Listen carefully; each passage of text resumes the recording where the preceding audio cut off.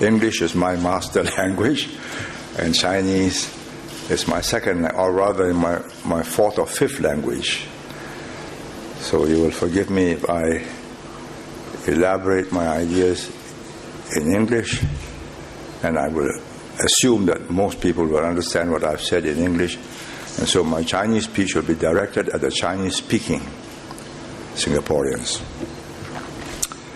30 years ago, I launched the Speak Mandarin campaign. Chinese students learned Mandarin in school.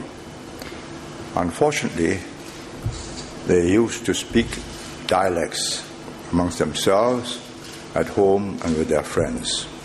A variety of dialects. So when I watched TV interviews on our Chinese TV channels in the 1960s and 70s, I found students and workers speaking Mandarin haltingly because they have not used it often. Mandarin has to be the common language of Chinese Singaporeans, regardless of their dialect groups.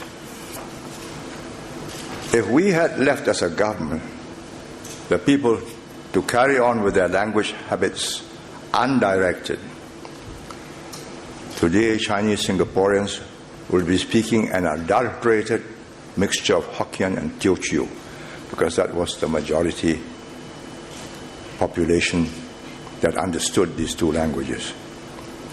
That was the reason why I had to learn Hokkien and use Hokkien from 1961 till 1979, when I decided I was setting a bad example and stopped it.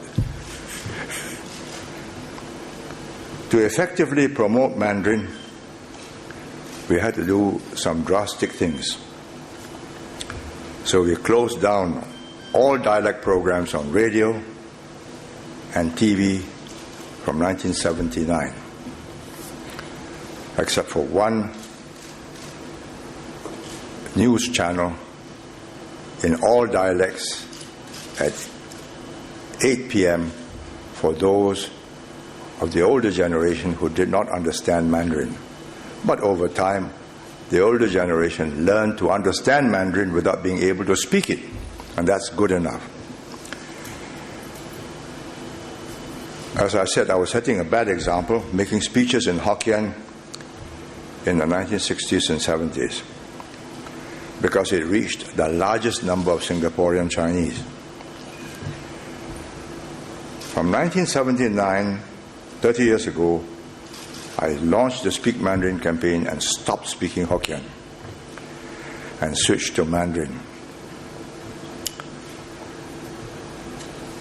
And so today, Hokkien and Teochew will not be the predominant language, and adulterated Hokkien and Teochew is not the predominant language of Singapore's Chinese.